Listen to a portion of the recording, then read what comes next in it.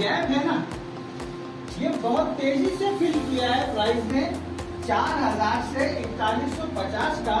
तो अप्रोक्सीमेटली $150 का एक ऐसा गैप है जो मार्केट ने बहुत तेजी से कवर कर लिया, जहां प्राइस रुका ही नहीं और बहुत तेजी से वॉलेटिलिटी की वजह से, बाइंग प्रेशर की वजह से या कोई और हालात और वाकयात की बिना पर, फंडामेंटल एनालिसिस की वजह से प्राइस बहुत तेजी से ऊपर की तरफ चला गया।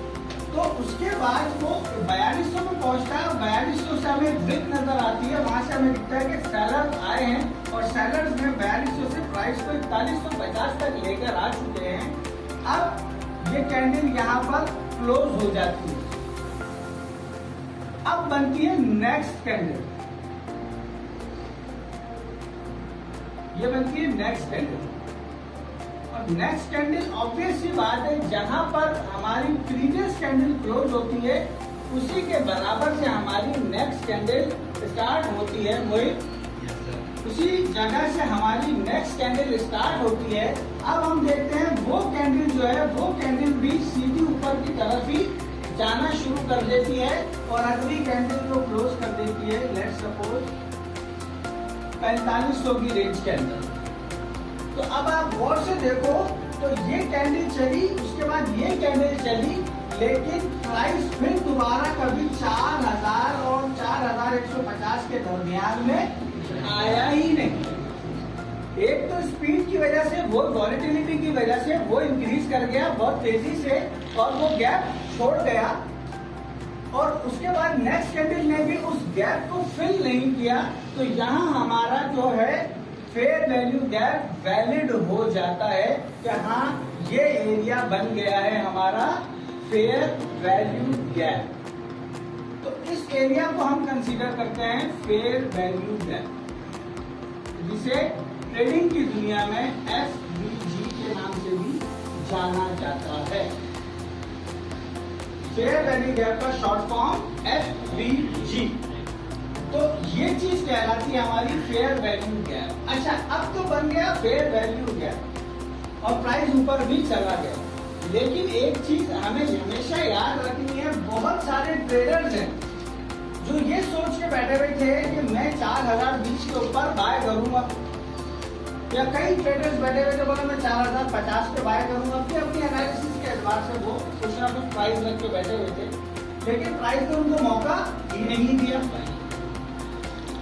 तो जब इस तरीके की सिचुएशन हो जाती है तो मार्केट जो है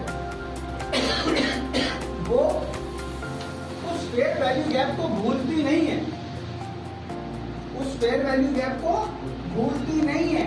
वो अगले 15 मिनट में ना सही, अगले आधे घंटे में ना सही, अगले 2 घंटे में ना सही, 4 घंटे में ना सही, लेकिन इस गैप को फिल करने के लिए मार्केट आएगी जरूर। लाजमी बात है, यहां तक चल रहा था हमारा बुलिश मोमेंटम, तो प्राइस ऊपर से ऊपर की तरफ जा रहा था, तो नीचे बन रहे थे फेयर वैल्यू गैप, नीचे प्राइस रुक रहा ही नहीं है, बहुत तेजी से जो है सर्कुलेट करता हुआ, ट्रैवलिंग करता हुआ ऊपर की तरफ जा रहा है। लेकिन यहाँ पर कई ऑर्डर्स पेंडिंग रह गए, क्योंकि कई सारे बंदे थे जिन्होंने ऑर्डर्स लगाए हुए थे कि भाई मैंने ऑर्डर लिमिट लगाई थी 4020 की, लेकिन प्राइस ने 4010 से डायरेक्ट जंप करके 4025 दिखा दिया, तो 2020 तो आया ही नहीं, आया नहीं, दैट मींस वो स्किप हो गया, स्किप हो गया तो वो गैप के अंदर आ गया। तो इसी तरीके से मार्केट जब टैप मार मार के ऊपर की तरफ जा रही होती है तो नीचे एक फेयर वैल्यू गैप छोड़ती हुई जा रही होती है। तो जब वो एरिया रह जाता है तो मार्केट की ये नेचर है कि वो अपने फेयर वैल्यू गैप को फिल करने के लिए वापस आती जरूर है। तो उसके बिहाफ पे भी हम ट्रेड कर सकते हैं कि जब हमें चार्ट में फेयर वैल्यू गैप नजर आ गया तो हम ये दिमाग बना लेते हैं कि भाई यहाँ पर मार्केट ने फेयर वैल्यू गैप छोड़ा है, दैट मीन्स प्राइस अब वापस इस डायरेक्शन में आएगा जरूर, क्योंकि यहाँ गैप छुटा हुआ है। तो मार्केट इस गैप को फिल करने के लिए वापस आती जरूर है।